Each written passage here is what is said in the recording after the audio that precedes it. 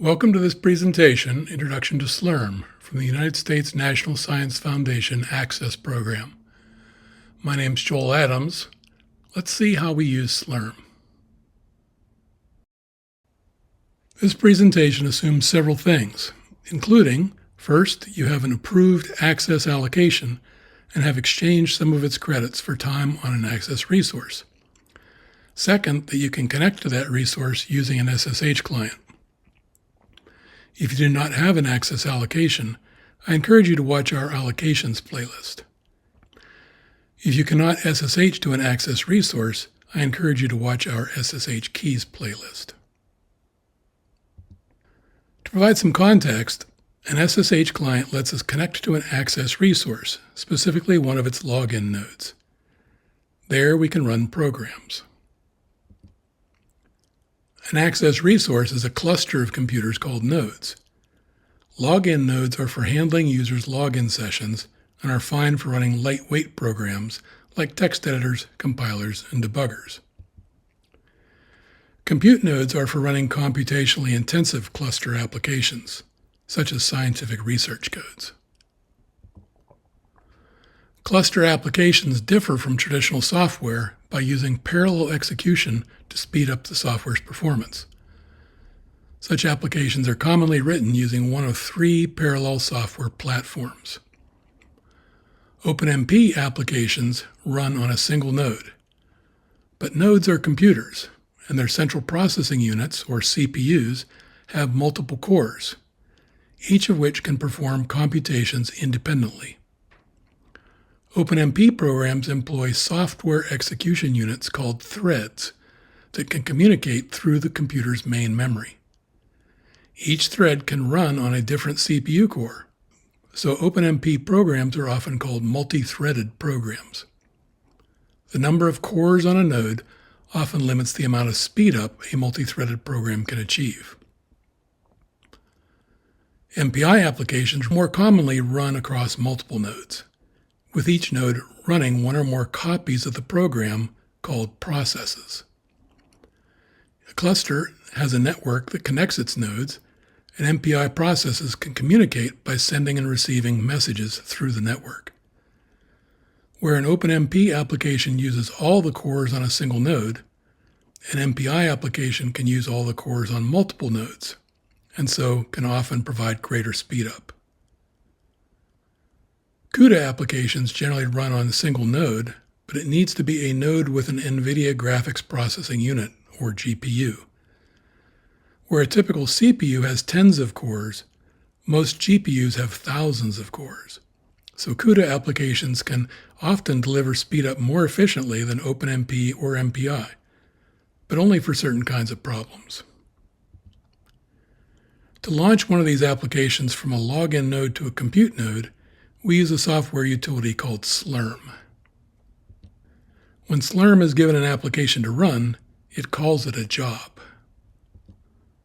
To ask SLURM to run an application, you first prepare a text file called a job request script. It describes what your application needs. You then submit this request script to SLURM using the sbatch command. A SLURM job request script is just a text file, so you can create or edit one using any text editor.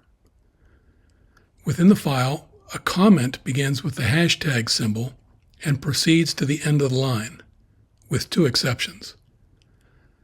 Hashtag exclamation point, what you see on the first line, is called the shebang command. It tells your login environment to launch a new shell and use it to run the directives in the rest of the file. Hashtag sbatch is a directive we can use to tell SLURM what options our application needs. There are a variety of options we can use with hashtag sbatch. Not all of these are strictly necessary, but some of the key ones include -- job name lets us specify a name for our job to help identify it later. I like to make this reflect the name of my applications, but you can use any name. -- time lets us give SLURM an upper bound on how long our program should run. This can let SLURM stop our program if something goes wrong. --nodes is the number of nodes your program needs. For OpenMP and CUDA jobs, this will usually be 1. For MPI jobs, it's usually more than 1. --n tasks per node is the number of processes we want. For OpenMP and CUDA jobs, this will usually be 1. But remember, MPI programs consist of multiple processes, so this will usually be more than 1. --CPUs per task is the number of cores we want each task or processor to have. For OpenMP, this should equal the number of threads we want to use. For MPI and CUDA, this will usually be 1. --mem is the amount of main memory your application needs. If your application needs lots of memory, you can inform SLURM how much. --output is the name of the file in which you want SLURM to store the output from your application. This will be anything it would write to the terminal screen using standard out or standard error. --partition lets you specify your job's SLURM partition. The names for these partitions vary by resource provider, but CPU for OpenMP and MPI jobs and GPU for CUDA jobs are typical names. There are other options you may want to consider using. For example, depending on how busy the cluster is and how many nodes you request, it may take SLURM a while to launch your application. Likewise, if your application runs for hours or days, you don't want to have to be constantly checking to see if it is finished. The two options, --mail type equals all and --mail user equals your email address, ask SLURM to email us when it gets run, when it finishes, and other important events. As another example, the option --account lets you specify the number of the account you wish to charge. Some RPs require you to set this option. Others will by default charge the account associated with your access allocation. If you have multiple allocations and accounts, you can use this to specify which one to charge. Note that these directives have 2 hashtags at the beginning of the line. That means these are comments. You must delete one of those 2 hashtags to enable these directives. After you've listed all of the SBatch options you want, you can list any dependencies your program needs to run. For users' convenience, access clusters often provide multiple versions of the same software. To keep these different versions from interfering with one another, the convention is to store each version in a special Linux software storage unit called a module. If you want to use a given software package that's not available by default, but is stowed in a module, then you need to load that module. We can do this with the module load command. The example shown loads the module Intel 2023B, which contains Intel's high-performance computing compilers and libraries. There is not a standard module naming convention in Access. This is the name of the module on Faster. Each resource provider has their own naming convention, so consult with your RP for the name of the modules they recommend you use. There are a variety of modules options besides load. For future reference, the unload option unloads a loaded module. The purge option unloads all loaded modules. The list option lists all currently loaded modules. The avail option lists all the modules available on the system. The spider option lets you perform a keyword search of the available modules. And the help option provides information about how to use the module system. The final thing in the SLURM script is the command you want SLURM to use when it launches your program. The example shown is for running an OpenMP application. Precisely what you need to put here differs for OpenMP, MPI, and CUDA applications. We'll see examples of each of these in the demo presentations. Let's briefly visualize what happens for each of these 3 parallel software technologies. OpenMP jobs run on a single node, but use multi-threading and get parallel speedup by running software threads on different CPU cores. For example, each compute node on Faster has two 32-core Intel CPUs, so an OpenMP job can handle up to 64 simultaneous software threads. See your program's documentation for how many cores it recommends. MPI jobs run MPI processes on multiple nodes. Each MPI process can communicate with the others through message passing. For example, Faster has 180 nodes, each with two previously mentioned 32-core CPUs.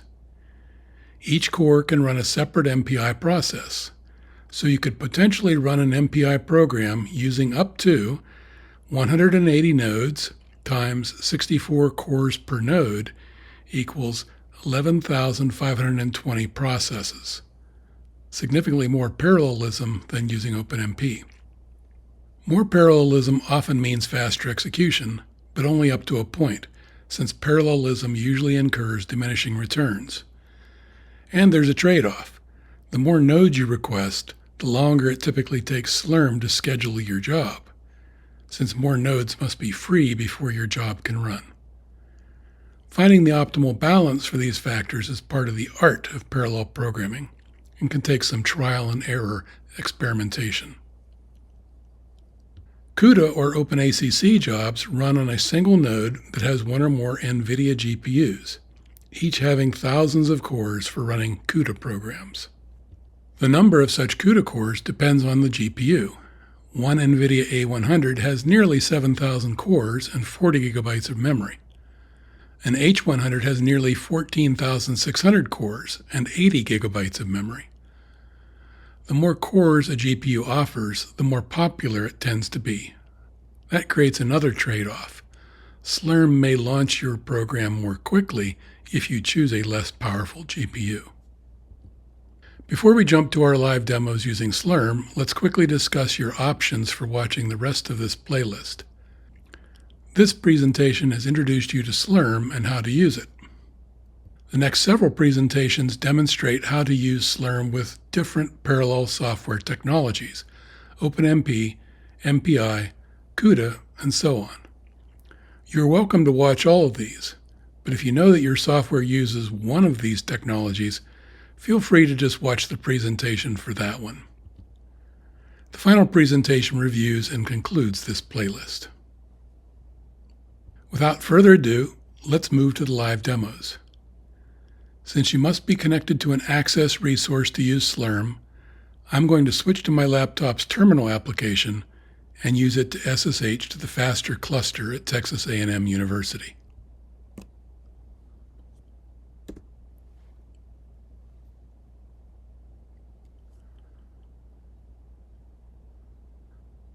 There, I'm going to enter ls, and we see a demos folder, among other things. I'm going to use the cd command to change directory to demos. Enter the ls command again. There I see I have demonstration folders for CUDA, Hybrid, MPI, and OpenMP. This will be the common starting point for each demo presentation that follows.